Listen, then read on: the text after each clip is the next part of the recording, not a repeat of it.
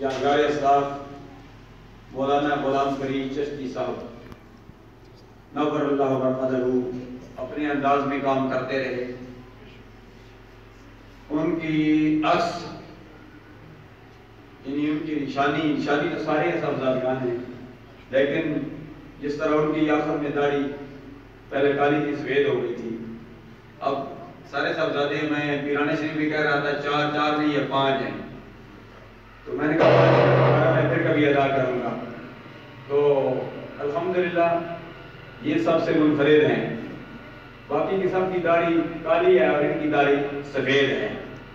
کیونکہ علامہ غلام فرید چشتی صاحب کی جب دنیا سے رحلت ہوئی جانے لگے، ان کی داڑھی بھی سفید تھی اور سفید بال سرکار عبد کرام صلی اللہ علیہ وسلم کو بڑے ہی پسند تھے.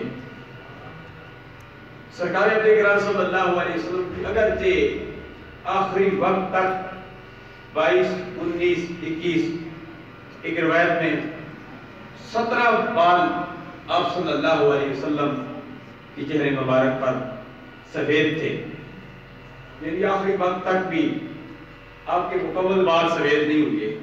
اب تو بیماریاں اتنی ہو گئی ہیں کہ 16-17 سالہ کا بچہ ہے یا 10 سال کا بچہ، اس کے بال بھی سفید ہو جاتے ہیں.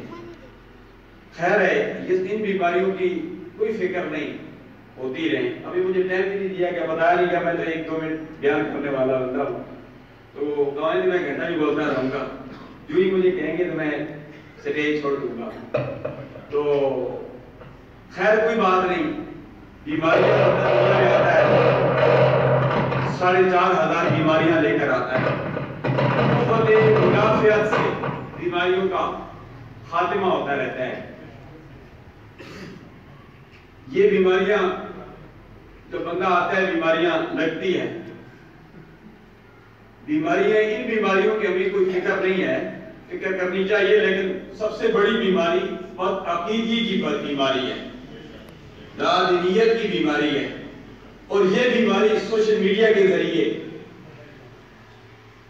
پورے پاکستان میں پوری دنیا میں پھیلائی جا رہی ہے. اور یہ بیماری جیلوں سے ابھی چند سال قبل اٹھی ہے. میری مراد مرزا انجینئر جیلوی کی صورت میں، کہ کچھ چیزیں ہوتی ہیں کہ یہ عوام کو بتانا ضروری ہوتا ہے تاکہ ان فطروں سے یہ بچ سکیں.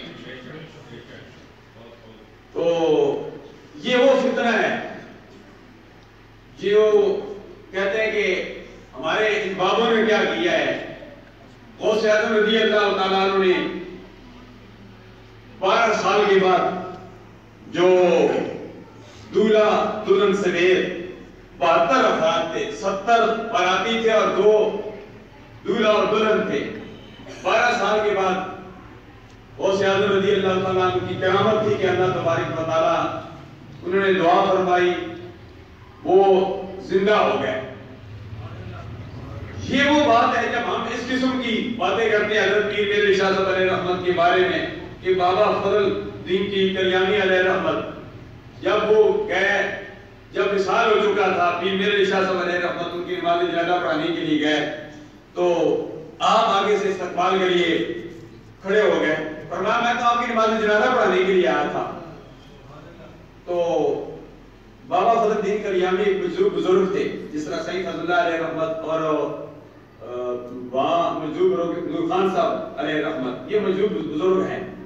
تو انہوں نے فرمایا کہ سید زادہ آئے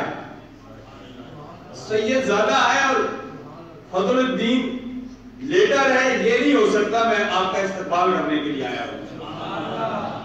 یہ واقعات حقیقت میں ہیں، اصلی واقعات ہیں، لیکن ان واقعات کی روشنی میں قوم کو گمراہ کرنے کی کوشش کی جا رہی ہے کہ یہ کیسے ہو سکتا ہے. تو ہر چیز کی اصل موجود ہے.